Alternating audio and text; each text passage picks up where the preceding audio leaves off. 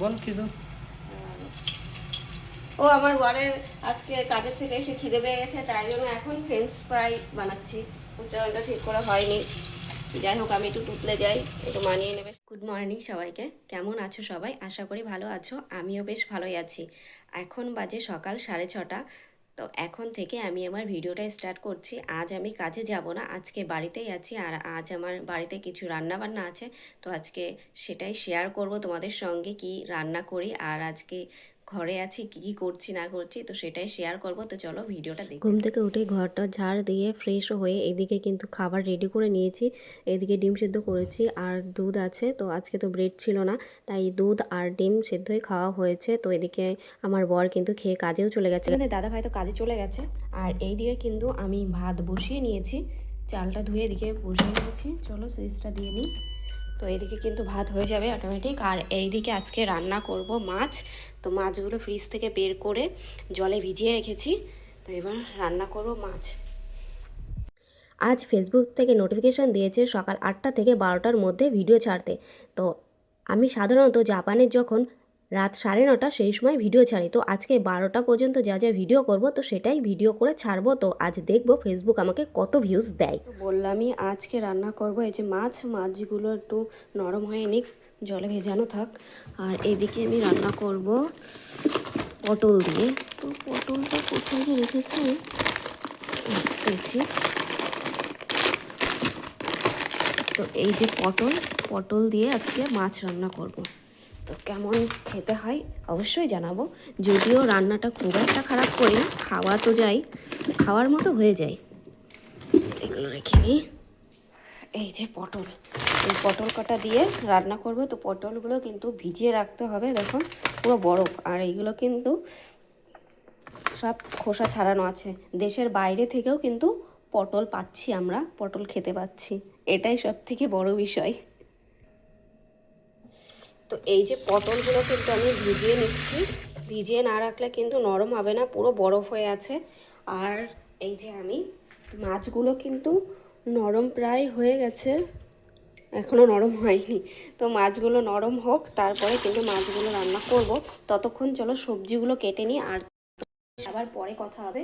আর আমার ফোনে চার্জও নেই, তো চার্জটাও দিয়ে নিই। তো চলো ততক্ষণ আমি সবজিগুলো ভালো করে কেটে নিই, রেডি করি। রান্না কিভাবে কি করছি সেটা তোমাদেরকে পরে দেখাচ্ছি। তো চলো ততক্ষণ আমার ফোনটা চার্জে দিয়ে নিই। এ দেখো আমার কিন্তু মাছ ধোয়া হয়ে গেছে, লবণ হলুদ দিয়ে মাখিয়েও রেখেছি। আর এইদিকে সবজিও কাটা হয়ে গেছে।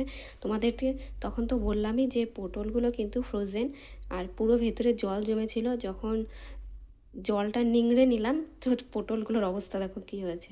যাই হোক ওইসব বাদ দাও। আজকে আমি রান্না করছি ওই রুই মাছ, আলু বেগুন আর পটল দিয়ে রুই মাছ রান্না করব। আশা করি খেতে মোটামুটি ভালোই হবে। তো তোমাদেরকে তো আগেই বললাম আমি মোটামুটি পারি, মানে খাওয়ার মতো হয়ে যায়। তো যাই হোক এইদিকে কিন্তু আমি গ্যাস ধরিয়ে নিয়েছি। তো চলো রান্নাটা শুরু করি। আর রান্না করতে করতে ভিডিও তো করতে পারবো না, তাই রান্না করে নিই, তারপরে কিন্তু তোমাদের সঙ্গে আবার কথা হবে। আর রান্নাটা কেমন হয়েছে সেটা আমি পরে দেখাবো। চলো রান্নাটা আগে করে নিই। তো এই যে আমার কিন্তু রান্না হয়ে গেছে। এবার গ্যাসের এই জায়গাটা না সব ধুতে হবে, এই যে এইগুলো সব ধুতে হবে। এই নিচে দেখো কী অবস্থা, পরিষ্কারও করতে হবে। তো চলো আমাদের রান্না হয়ে গেছে। তো রান্না হয়ে গেছে তাই একটু ভিডিও করে তোমাদেরকে দেখালাম। যাই হোক এখন কিন্তু ওইগুলো সব পরিষ্কার করতে হবে। তো আমি পরিষ্কার করি আর তোমাদের সঙ্গে আবার পরে কথা বলবো। বর্তমানে জাপানে কিন্তু খুব হেলিকপ্টার উড়ছে। এই দেখো আগের দিন আমি কাজের থেকে যখন বাড়ি আসছিলাম 3টে হেলিকপ্টার একসঙ্গে উড়তে দেখলাম। বেশ ভালো লাগলো যে এতগুলো হেলিকপ্টার একসঙ্গে দেখতে পেলাম। এই দেখো আরেকটা হেলিকপ্টার যাচ্ছে এখন। তো এখানে এসে নতুন নতুন অনেক কিছুই দেখতে পাচ্ছি, তো সেইগুলো একটু তোমাদের সঙ্গেও শেয়ার করছি। তো এই যে আমার গ্যাসের এই জায়গাটা তো পুরো তেল পড়ে একদম বাজে অবস্থা হয়ে গেছিলো, এটা পুরো পরিষ্কার করা হয়ে গেছে। আর এইদিকে কিন্তু আমার এই যে কড়াইটাও মাজা হয়ে গেছে, সব ধুয়ে রেখে দিয়েছি। তো একটু পরে আমি স্নান করব, এখনই স্নান করব না, একটু পরে স্নান করব। এখন একটু বসে থাকি, একটু বাড়িতে ফোন করি, কথা বলি, তারপরে স্নান টান করব। তারপরে তো আবার তোমাদের দাদাভাই খেতে আসবে। তো যাই হোক চলো একটু বাড়িতে ফোনে কথা বলে নিই, তারপরে তোমাদের সঙ্গে আবার কথা বলছি। রেস্ট নিয়ে নিয়েছি, রান্নাবান্না করে সব গুছিয়ে নেওয়া হয়ে গেছে, বাড়িতেও ফোন নিয়ে কথাও বলা হয়ে গেছে। তো এই দিকে এখন আমি যাচ্ছি স্নান করতে। তো চলো স্নানটা করে নিই, স্নান টান করে ফ্রেশ হয়ে তারপরে তোমাদেরকে দেখাচ্ছি এরপরে কি করি না করি। হয়তো যতদূর সম্ভব আমি স্নান করে ফ্রেশ হয়ে বেরোতে বেরোতে তোমাদের দাদাভাই আবার কাজ থেকে চলে আসবে। তো যাই হোক, চলো তাড়াতাড়ি করে তাহলে স্নানটা করে নিই। তো এই যে আমার কিন্তু স্নান টান করা হয়ে গেছে, রেডি হয়ে গেছে, স্নান টান করে পুরো ফ্রেশ হয়ে গেছি। তো এখন চলো ভাত টাত সব গুছিয়ে নিই, এখনই তোমাদের দাদাভাই খেতে আসবে। তো চলো সবগুলো গুছিয়ে। তো এই যে কালকে তরকারি কিন্তু আমি ফ্রিজ থেকে বের করে নিয়েছি, তো এটা কিন্তু এখন এই যে মাইক্রোওভেনে দিয়ে দেবো। তো চলো এটা দিয়ে গরম করে নিই, আর তোমাদের দাদাভাই আসার সময় হয়ে গেছে, আর মিনিট 5-এর মধ্যে চলে আসবে। তো এটা গরম করে নিই, তারপরে ও আসবে, তারপরে কিন্তু ভাতটা বাড়বো।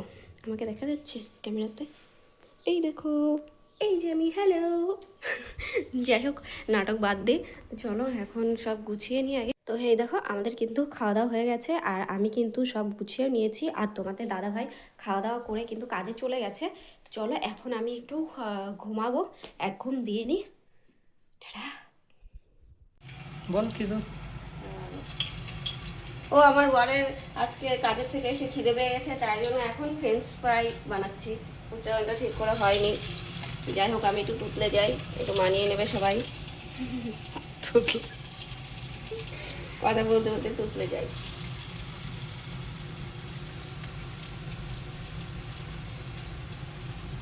কেএফসির সেই ফ্রেঞ্চ ফ্রাই, তাই তো?